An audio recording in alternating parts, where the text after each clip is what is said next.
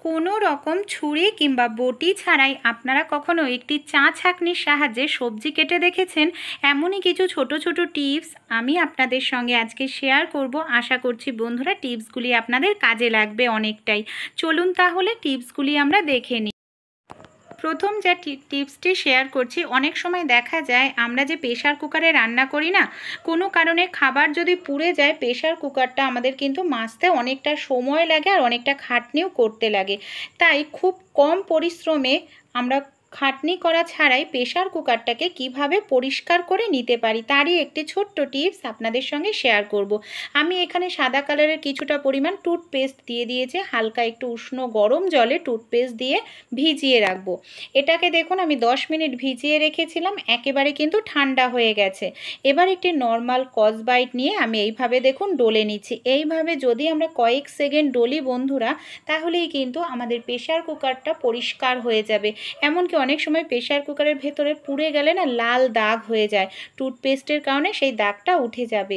এবার এই নোংরা জলটাকে আমি একটি পাত্রের মধ্যে ঢেলে আপনাদের প্রেশার কুকারের ভেতরটা দেখাচ্ছি। দেখতে পাচ্ছেন বন্ধুরা প্রেশার কুকারের ভেতরটা কিন্তু আমার একেবারে পরিষ্কার রয়েছে। ছোট্ট টিপস কিন্তু ভীষণ উপকারী বন্ধুরা। ভালো যদি লেগে থাকে টিপসটি আপনারাও কিন্তু অ্যাপ্লাই করে দেখবেন। এবার নর্মাল জল দিয়ে আমি আপনাদের প্রেশার কুকারটা ভেতরটা ধুয়ে দেখাবো। দেখুন কোনো রকম পোড়ার লাল দাগ নেই, এমনকি আমাদের প্রেশার কুকারটা কত সুন্দর চকচক হয়ে পরিষ্কার হয়েছে। তাই টিপসটি আপনারা অ্যাপ্লাই করে দেবেন। কড়াইয়ের যদি পুড়ে যায় সেক্ষেত্রে এই টিপসটি ব্যবহার করতে পারেন। অনেক সময় বন্ধুরা আমরা দেখা যায় গ্যাসের ওপর দুধ বসিয়ে কোনো কাজ করতে যাই, দেখা যায় দুধটা আমাদের উতলে গিয়ে পুরো পড়ে যায়, দুধটা তো নষ্ট হয়ই, গ্যাসও নোংরা হয়ে যায়। তাই গ্যাসের ফ্লেমটাকে তো অবশ্যই মিডিয়ামে রাখবেন যখন আপনারা কোনো কাজ করতে যাবেন। আর এরকম কোনো চামচ আপনারা দুধের পাত্রের মধ্যে দিয়ে দেবেন।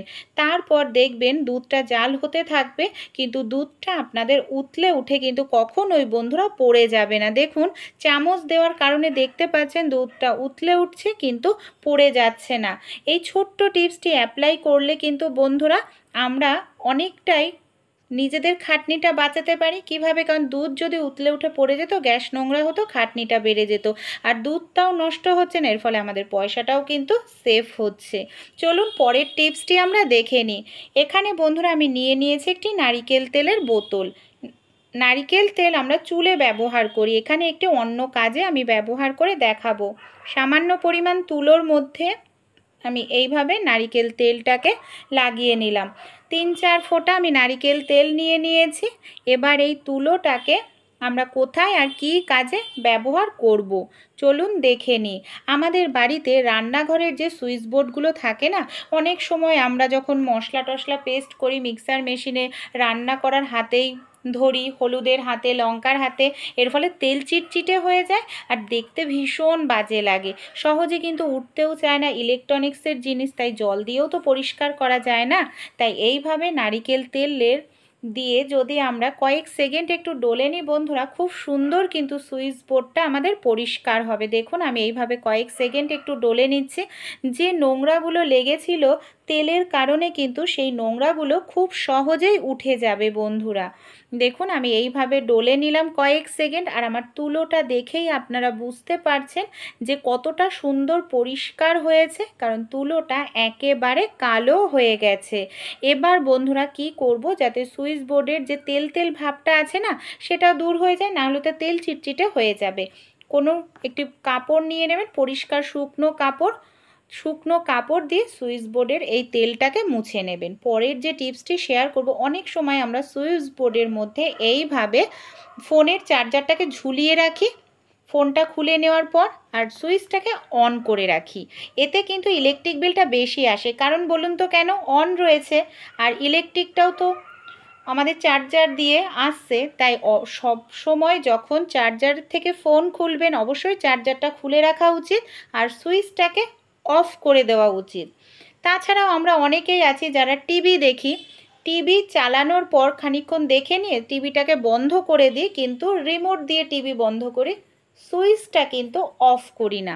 সুইচ যদি আমরা টিভির অফ না করি বন্ধুরা, তাহলে কিন্তু টিভিতে ইলেকট্রিক কারেন্ট ইলেকট্রিকটা কিন্তু আসতেই থাকে। দেখুন নিচের দিকে আলোটা জ্বলছে, এর ফলেও কিন্তু আমাদের বিনা ব্যয়ে আমাদের মানে ইলেকট্রিক বিলটা দিতে লাগছে। তাই যখনই আপনারা বন্ধ করবেন, সুইচ থেকেই কিন্তু বন্ধ করবেন, মানে অফ করে দেবেন। এই ছোট ছোট টিপসগুলি অ্যাপ্লাই করে চলবেন, দেখবেন বন্ধুরা আপনাদের কারেন্টের বিলটা কিছুটা হলেও কিন্তু কম হবে। পরের যে টিপসটি শেয়ার করব, আমরা যে এই ধরনের প্যাকেট দুধগুলো নিয়ে আসি, যে পাত্রে আমরা জাল দিই অবশ্যই তো সেই পাত্রের মধ্যে প্যাকেটটাকে কেটে ঢেলে নিই দুধটা, কিন্তু আমরা অনেকেই যে কাজটা করি না, যার ফলে আমাদের অনেকটা টাকাও কিন্তু অপচয় হয়। বন্ধুরা দেখুন, পাত্রের মধ্যে আমি এইভাবে দুধটা ঢেলে নিচ্ছি। দুধের প্যাকেটটা খালি হওয়ার পর আমরা প্যাকেটটাকে ডাস্টবিনে ফেলে দিই, কিন্তু ভুলেও না ডাস্টবিনে ফেলবেন না। প্যাকেটটাকে বড় করে কেটে নিয়েছি, প্যাকেটের মধ্যে আমি সামান্য পরিমাণে একটু জল দিয়ে দেব, বেশি নয়, সামান্য জল দিয়ে প্যাকেটটাকে খুব ভালো করে নাড়াচাড়া করে নেব। প্যাকেটের গায়ে না অনেক সময় দেখা যায় যে ক্রিম লেগে থাকে কিংবা দুধ লেগে থাকে, তাই ফেলে দেওয়ার আগে জলটাকে যদি আপনারা কোনো তরকারিতে দেন বা দুধের মধ্যে দেন, তাহলে দুধটা অপচয় হবে না। পরের যে টিপসটি শেয়ার করব, কলা আমরা কম বেশি প্রত্যেকেই খাই। কলা খাওয়ার পর কলার খোসাটাকে ফেলে দিই। কলার খোসা ভীষণ উপকারী বন্ধুরা, কী কাজে আমরা ব্যবহার করতে পারি। কলার খোসার মধ্যে আমি নিয়ে নিলাম সামান্য পরিমাণ টুথপেস্ট, আর সেই সঙ্গে আমি নিয়ে নিচ্ছি এখানে সামান্য পরিমাণ নুন। এটাকে কী কাজে ব্যবহার করব, অনেক সময় দেখা যায় আমাদের দাঁতটা হলুদ হয়ে যায়, দাঁত যন্ত্রণা করতে থাকে, সেক্ষেত্রে এইভাবে যদি আমরা দাঁতটা মেজে নিই, দাঁত যেরকম সাদা হবে, দাঁতের গোড়া দিয়ে যন্ত্রণা করলে সেই সমস্যাও দূর হবে। পরের যে টিপসটি শেয়ার করব, আমরা অনেক সময় তাড়াহুড়োতে কোথাও বের হয়ে গেলে আমরা হয়তো মানি ব্যাগ নিই না, বা আমাদের টাকার ব্যাগ বা পার্সটা নিতে ভুলে যাই। কোথাও গিয়ে গাড়ি ভাড়া দিতে অসুবিধা হয়, কিছু কিনতে গেলে সমস্যা হয়। তাই যে কাজটা আমি করি সেটাই আপনাদের সঙ্গে শেয়ার করলাম।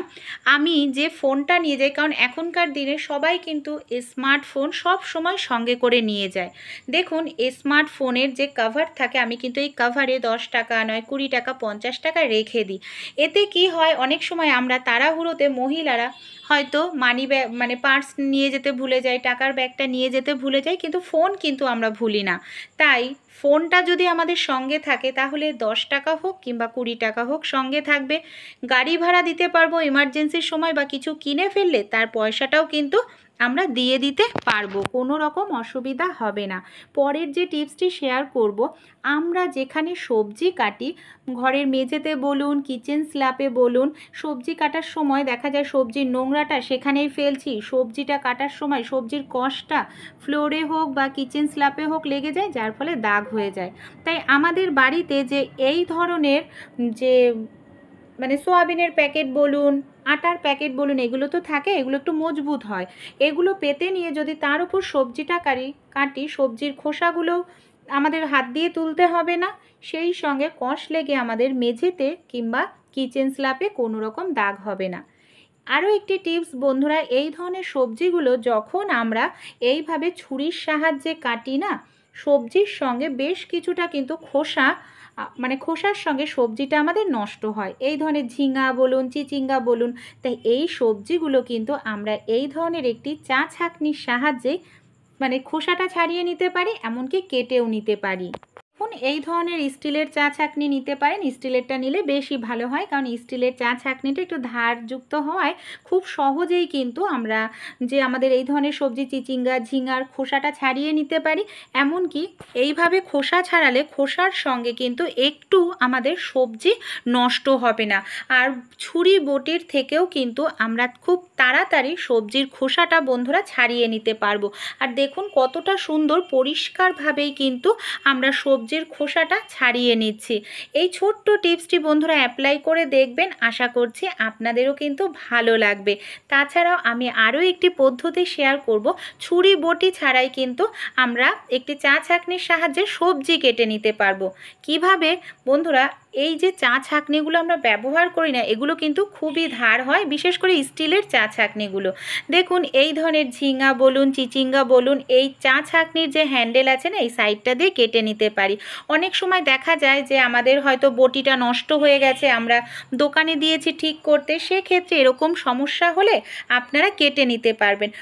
প্রত্যেককেই যেই টিপসগুলি অ্যাপ্লাই করতে হবে আমি এমন বলছি না বন্ধুরা।